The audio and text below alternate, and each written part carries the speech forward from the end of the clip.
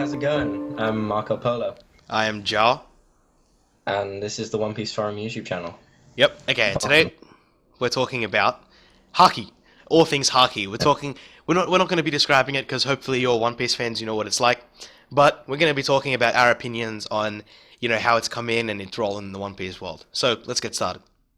Okay, well, we're starting with the Jawahib theory on the introduction of Haki, and have we seen Haki before in the series, and was it actually Haki, or was it just us saying, oh, hey, that's actually Haki? Oda had it planned all along when maybe he didn't. Yeah. Okay. So I reckon, and this is just an opinion I've had for a really long time that I call a theory, but it's not a theory. It's an opinion that Haki did not exist up until Shanks got on. Actually, no, since Garp entered the place where Garp met Luffy, basically, in short. Right? Oda hadn't thought of a way to bypass the Logia issue, which was that he could have a really strong character like Whitebeard, but Whitebeard would not be able to hit a Logia type. So he thought, I'm going to make Haki to overcome this. And then he went wild. He started and he couldn't stop. And he's gone, I'm going to make Mantra, I'm going to make Observation Haki, I'm going to make, Mantra Observation Haki, rather, Mantra existed before that. I'm going to make Conqueror's Haki, I'm going to make Armament Haki turn black. And these sort of changes were implemented over time. And the reason that we see sort of discrepancies in how Haki's been operating from before time skip to after time skip is for no other reason than the fact that Oda hadn't fully thought of it. He's changing his mind as he goes, sort of. So Yeah. that's sort of been like a really strong opinion that I have.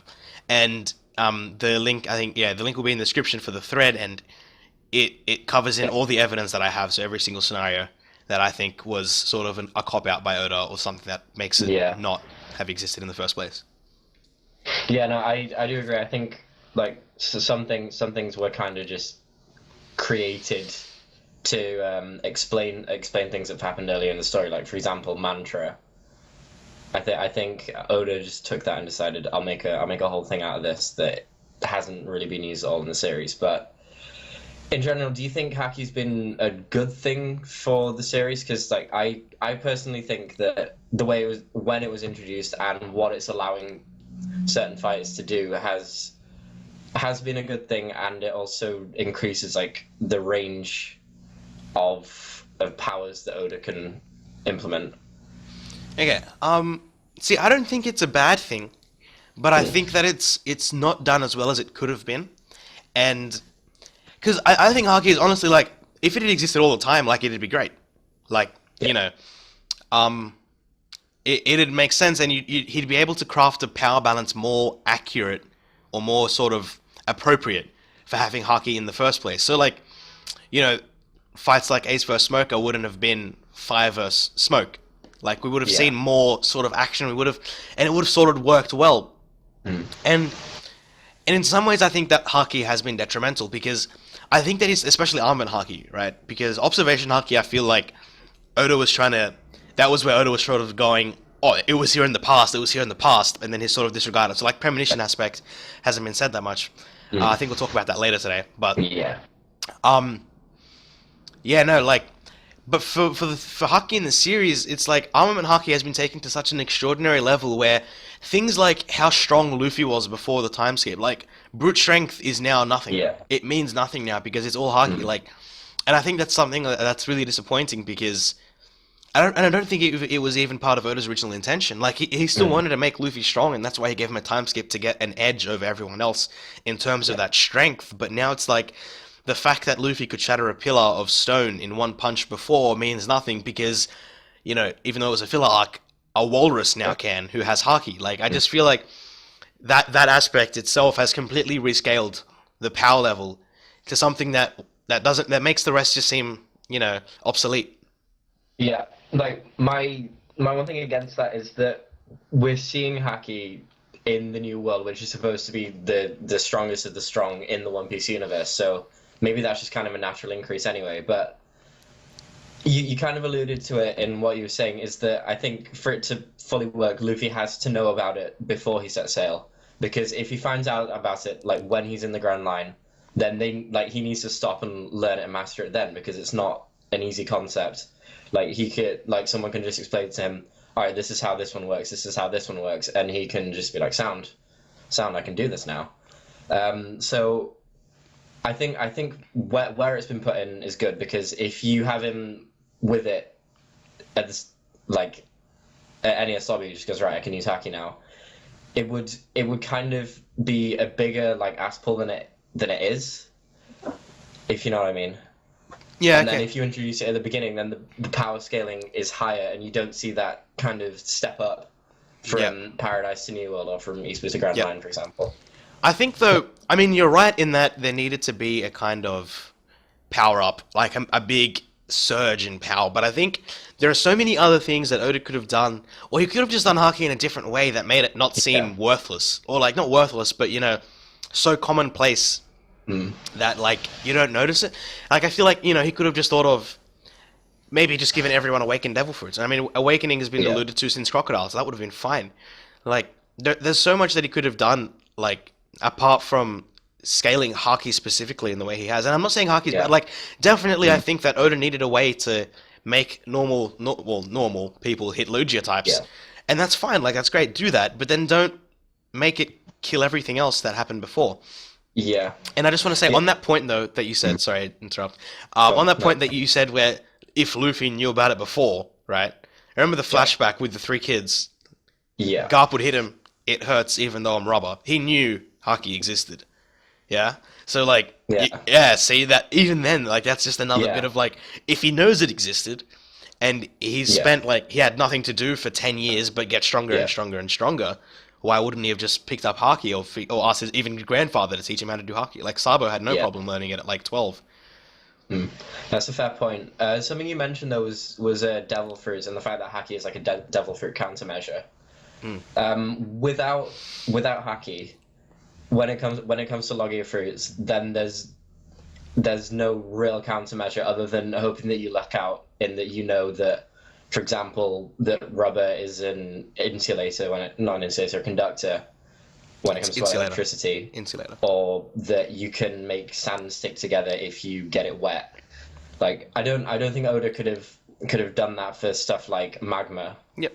Or for ice. Well, maybe for ice, but other than putting Akainu in a sauna. Not Akainu, Aokiji in a sauna. Yeah, there's not a lot you can do. So Haki in that sense allows him to be more creative.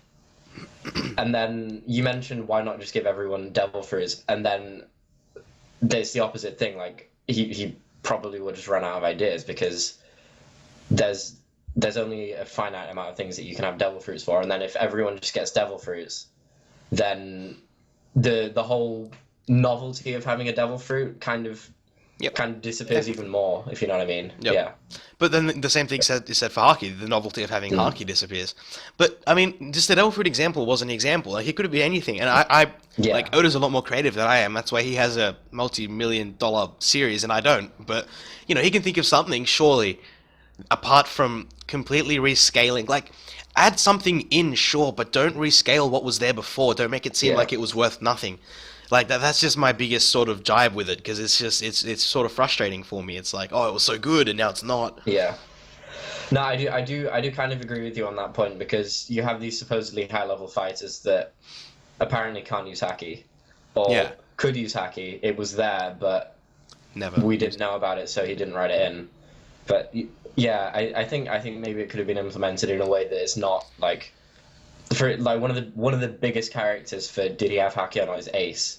Yeah, big one. Like everyone's like, if Ace had Haki, like why didn't he use it against Akainu or whatever? When it comes to that, the fact that he put it in the middle, like the introduction itself wasn't as smooth as it could have been, but I think the way that our like main characters are getting it and learning to use it was done quite well. Yeah, no, definitely. Yeah. And then there's this other mysterious thing called Conqueror's Haki, which supposedly is a third type of Haki available to those with the quality of a king, whatever that means. Yeah. Like I was saying to you, I don't think it has to have been put under the Haki branch, if you know what I mean. I feel like it's something that he could have given as an ability to Luffy and to a select few of his rivals. that wouldn't seem that ridiculous in the way that he could like allude to other aspects of the story to explain it. Yeah. See, the thing with Conqueror's Haki is like I like it, I do, but again, it's sort of like Oda copping out and going, "We're gonna change it," because I think he had Conqueror's Haki before he had Haki. Yeah. I think he has always had that idea, like even back to Shanks, of an aura of some kind that overwhelms your opponents or things around you. Like, and then he's gone, well, I've got Haki already. I mean, I might as well just chuck it in there. So like, Conqueror's Haki as a standalone sort of concept, I really like it. But then when you bundle it in with Haki and be like, what? It was there the whole time. What are you doing? You're being silly. You know, like, I don't. I think it's in a way, like, I feel like I'm trying to be taken for a fool. And I know he hasn't done that, obviously, like, specifically, but it's like, yeah, just pretend like it was there the whole time. Pretend like, you know, like, don't notice, don't pay attention. It was just go with it. And, like, I'm not that kind of person to just go with things. I'm going to start questioning. I'm going to be like, where did it come from? Yeah, and stuff like that. Yeah. So, yeah, that's my thoughts. Yeah, I mean, at the moment, Haki is virtually limitless, isn't it? Yeah. Like, as far as where he can go with it. And, there's a theory on the forum by a certain Mr. Akainu worshipper who basically his idea is that, I mean, I haven't watched it, but it works kind of like Green Lantern in that he can create like things made of Haki just using the air or whatever. Yep. I thought it was quite interesting. So, for example, Shanks could give himself a left arm made out of purely Haki. Yep. Like stuff like that. I thought it was quite interesting. I thought it was quite creative, and then at the same time it pointed out like the huge hole in what Haki is at the moment. Like I know you particularly loved it as well. Yeah. Yeah, like I love it because of its creative aspect. Because I wouldn't never have imagined something like this, and also because, as you said, like the big point that it points out the hole that is Haki, which is that even though it's supposed to be something standardized to the point where like every top level sort of Haki user can use it to the same extent, there's still no feasible limit that we can see yet. So like it went from like it started off with an invisible coating to a visible coating, you know, to making invisible walls. Like remember, see, and I think the biggest piece of evidence for this is that inconsistency. Because if you remember, think back to Whitebeard. Yeah. When he did the massive like smack and it went straight towards the admirals, like what did they do? They made an invisible Haki wall, and they stopped it. Yeah. So they coated the air in Haki. We haven't seen anything like that before, and I'm pretty sure Oda's going to also try and stifle that, pretend like it never happened. Yeah. Because I think that's now very, like, vastly sort of opposing what he's got currently. Yeah. But, I mean, if that Haki Factory theory is true, then that, like what you just mentioned with the Haki wall, that's just, like, the biggest supporting evidence for it. Yeah, exactly. There was no fixed application of Haki until after the time skip when Luffy just came out with the hardening. Yeah. Because even when Rayleigh introduced it, he was using it in a similar way to how the admirals were using it at Marineford. Yeah. But if he's sticking purely to hardening, like and how that works, I personally can only see it working like you can only imbue solid objects with Haki because they've got like a fixed shape. You can grab a sword, but not the air. Yeah. Like that kind of thing. No, and I agree with that, and I think, like, logically, sort of, while there's no hole because Oda can make rules as he goes, I think that, like, just historically from what we've seen, Oda's not going to plan to use it in that kind of way. Like, as cool as it would be, and I remember, you know, Akainu Worshipper, as his name spelled out, when he made the theory, he was saying things like you could make a gun just purely out of Haki. Like, I think the mechanics for a rifle, like making gunpowder Haki or Haki gunpowder and making Haki metal, and I think that's a bit extreme in that sense, because that sort of opposes what we have so far. But I mean, just the idea that your imagination can sort of dictate what you make out of thin air, like just a massive shield, just pure Haki. And there are a few questions that raises, like if that shield breaks, sort of, or can it break to start with, because we haven't seen anything like Haki breaking, you know, and like how does, like, will you feel it, sort of like how Robin feels her extra limbs? Like, does Haki sort of reflect on the user of Haki? So, like, there's a few questions there, but I really like it in its creativity value. Yeah. And again, you're talking about the solution, like, we're having just, like, a full-on, like, discussion about this theory now. Yeah. If it breaks, because Haki's a willpower thing, is it, like, if your shield breaks, so is your soul? Like, that kind of thing. But, but, I mean, I could see, like, haki projectiles, because you see it with the Kuja pirates, they can fire arrows that are imbued with haki, and like you could like if you was to, like and then you just have like this massive like black armament haki flying towards someone. I don't think that's like impossible, but whether it's a route that Oda would go down is another question. Well, I mean, he's already sort of started to go down it, hasn't he? I mean, he's got arrows that he can imbue with haki. Like Yeah. that's something fact. Like we've seen it. Again, Yeah. I think he's also going to try and backtrack himself on that and say, no, wait, no, I regret doing this, but like not obviously Yeah. admit it. But I don't think that was what now he thinks haki like he wants it to be, because he had it like that. If you take that imbuing haki feature to another level, like it will go off, and like anything, like there's no limit. Like you can have, like 5-year-old Steve from preschool shooting, shooting some crazy haki imbued bullets at Kaido. I mean, you could technically have it with any weapon beforehand, Yeah. but like you can bring the fodder to a whole nother level by giving them Yeah. haki. So like I think that's something Oda's going to try and repress now and try and keep haki as a more Yeah. individual power level, strength, willpower, sort Yeah. of keep that all together. Yeah, no, I agree. Yeah, I think that's everything that we've got for today. Is there any more you'd like to add? No, not to memory, but this is something that I really like discussing with other people. So like, Yeah. come to the forum and share your thoughts, or just stick something in the comments, and we'll sort of get back to you. Absolutely. Because We'll- this is, yep, Like both of us will. yeah, Yeah.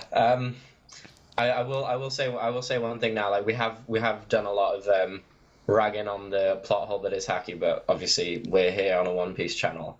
yeah, We're not gonna just call bullshit on everything that's happened definitely. just because there's Haki involved. Like the story is still fantastic as it is, Yep. and like in the end it may end up being that we decided, you know what, the problems it's caused just aren't worth bothering with. Yeah, no, and I agree with that. And I think, like, as much crap as I give Haki itself, I'm never gonna sort of, and even though I have said in the discussion today, it's all been like, oh, Oda's done this, Oda's done that. I'm not gonna like point my finger and say he's done a horrible criminal mistake, because I really feel for him. Like, and as someone who like likes to read and just stories in general, like I can understand his massive dilemma that he's got, where he has to incorporate this because Haki is a matter of necessity. It wasn't something that Oda decided like on impulse to make. Like it was something that I need to scale this up. So I'm going to make Haki.